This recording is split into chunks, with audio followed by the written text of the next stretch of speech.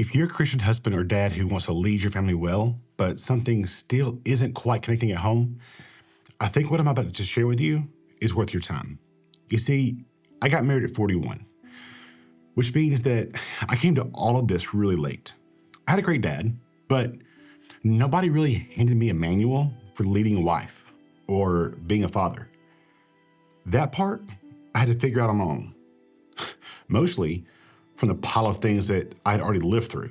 And honestly, those things have helped shape how I think about leading at home more than anything else. So today I want to talk about things that gets overlooked a lot in conversations about home leadership. Safety. Not safety as a soft, feel-good concept, but safety as an actual foundation that makes real leadership possible in the first place.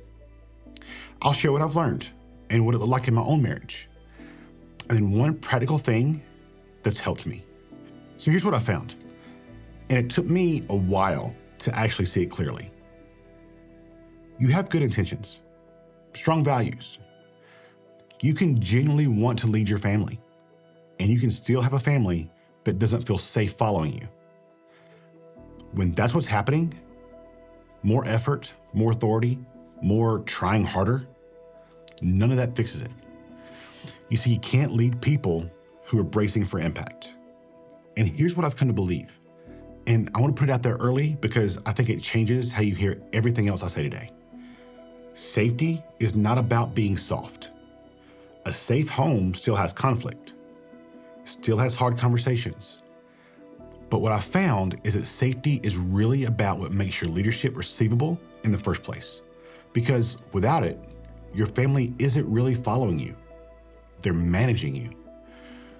And there's a real difference between those things. And so that's what I want to get into today. On our wedding day, Autumn read her vows to me. We both wrote our own vows, and so she wrote them to me. And she opened with this. Chad, since we met, I've never felt more safe and loved as I do with you by my side. And that hit me, and I had to hold on for that for a second. But then, cut to later that night at the reception, her dad stood up to speak. And he said something that I wasn't prepared to hear. He kind of echoed it. He said that it had been a long time, a real long time, since he had seen Autumn feel like herself, to act like herself, like she was finally free to just be who she actually is. And the reason she could finally do that was because she felt safe enough to do that. And I didn't know what to do with that, honestly. Because, I didn't feel worthy of it. And some of you have heard me talk about how I used to go quiet. How Autumn she didn't want to feel like she was walking on eggshells, trying to figure out where I was. And that was real. And trust me, I'm not sitting here telling you that I solved that. But I was a man who had spent years doing hard, quiet work on himself. I lost over 100 pounds at this time. I was walking through some pretty significant personal and professional battles. And that was before Autumn and I ever met. I wasn't doing it for her. I didn't even know her yet. I was just doing it because I was trying to figure out what it meant to show up for my own life. And then somewhere in that process, without really knowing it, I became someone she felt free around. Someone she didn't have to manage or shrink herself next to. And that's what I think safety is about. Not a skill you learn in a weekend, not something you can fake. It's the residue of a man who has learned to lead himself first. Now, I want to be honest here because I think this part matters. I still struggle with this. Right now, as I'm sitting here filming this and putting this all together, I've been kind of quieter than usual with Autumn. Nothing's really wrong. At least, I don't think so. I'm just carrying the stress of building my business. And my default when I get stressed is to go internal. I get quiet and I try to handle it alone. But Jameson didn't see it. I'm still showing up for him. But Autumn feels it. She has to.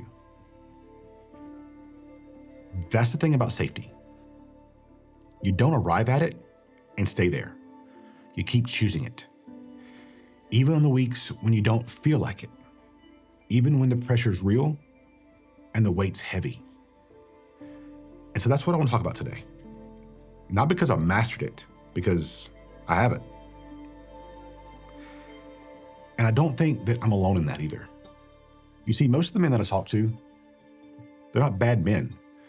They're not checked out, not running from their families. They genuinely want to lead. But I think a lot of us were never taught something really, really important. Our families don't experience our intentions. They experience our presence, our consistency. What actually happens when things get hard and the pressure's on? If the people in our home are bracing, if they're waiting to see which version of us walks through the door, they can't follow. They're too busy trying to predict us to actually trust us. And we've been told leadership is mainly about strength, which, I believe that. But strength without consistency is not leadership. It just looks like instability with a confident face on it. A man who loses his temper and calls it passion, his family's not following him. They're surviving him. But now I want to say something about the other side too, because I think it's just as common and it doesn't get talked about enough. And look, I'll put myself in this one too. A man who goes quiet, checks out, disappears into his own world after a hard day, his family isn't in a safe place either. The direction is different, but the result ends up the same. A family left guessing, a wife leading alone, and kids who figure out pretty quickly not to bring dad the real stuff. And I've had to look at both of those tendencies in myself. What helped me wasn't trying harder to lead. It was slowing down long enough to understand what my family actually needed from me first. So here's the core of what I want to share today. Safety is not the soft version of leadership. It's the structural foundation that leadership is actually built on. Here's how I think about it. Imagine you're building a house. Great framing, solid walls, beautiful finishes on the inside. But if the foundation underneath all of it is unstable, none of it holds. It doesn't matter how strong everything looks from the outside, because under real pressure, it cracks. That's the same thing as safety in a home, the foundation. Everything else sits on top of it. Safe men still have hard conversations. They still hold the line when they need to. They still say what's true, even when it's uncomfortable. But there's a difference, and I've genuinely felt this difference in my own marriage. Between a man who speaks hard truth from a place of stability and a man whose family never quite knows what mood he's going to be in when he walks through the door. One of those men can be followed. The other has to be managed. And what I found is that safety is really about predictability. Your family knowing that when things go wrong, dad doesn't spiral. Your wife knowing that when she brings something hard to you, you're not going to shut down or blow up. And that's what Autumn was describing in her vows, that she never has to wonder. That phrase is one I keep coming back to. I never have to wonder. That's what a safe man builds over time.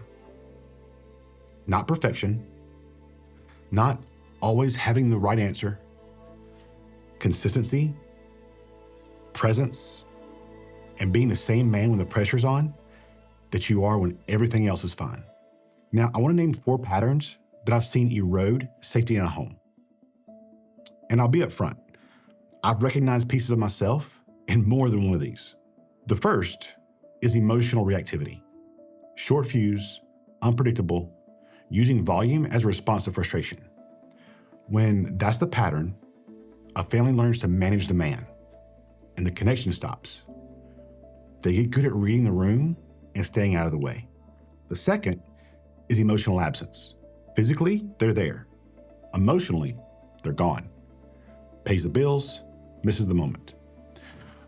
Over time, the family stops bringing him the real stuff because they figured out he's not really available for it anyway. And the third is inconsistency.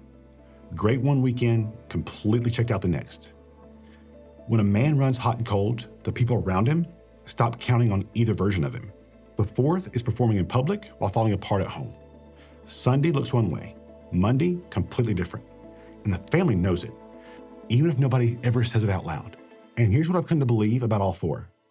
A man who genuinely leads himself is the same man at home that he is everywhere else. That consistency, just being the same guy in every room, is what safety actually feels like from inside a family. There's a word for this in the New Testament. It's called praus. It usually translates to meek or gentle. But the original picture is a lot closer to strength under control. Think of a war horse trained for battle. That's not a weak animal. It's one of the most powerful animals that there are.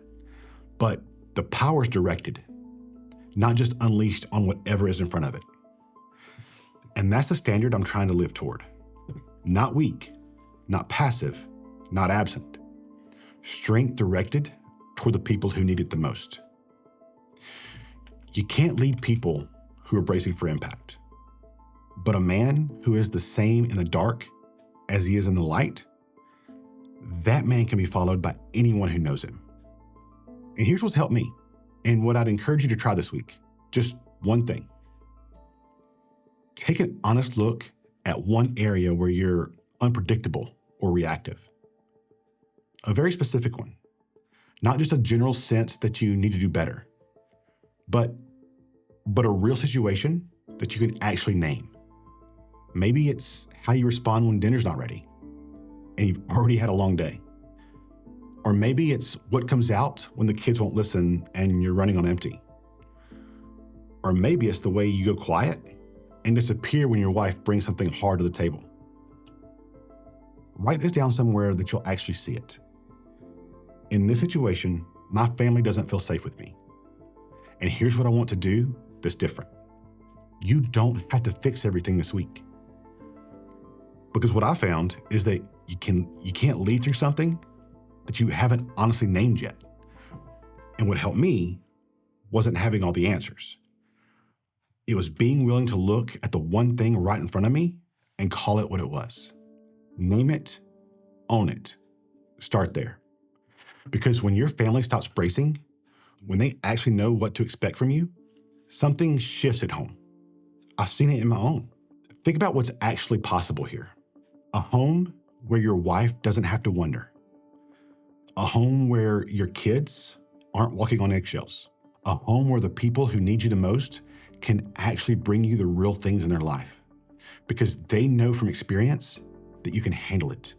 One day, our kids are going to be grown, and they'll either look back on a home that felt like a safe place or one that they were relieved to leave.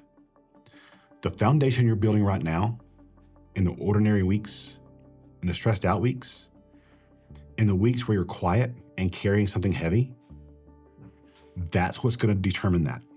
And that's the man that I'm trying to be. A man more concerned with controlling himself than controlling the people around him.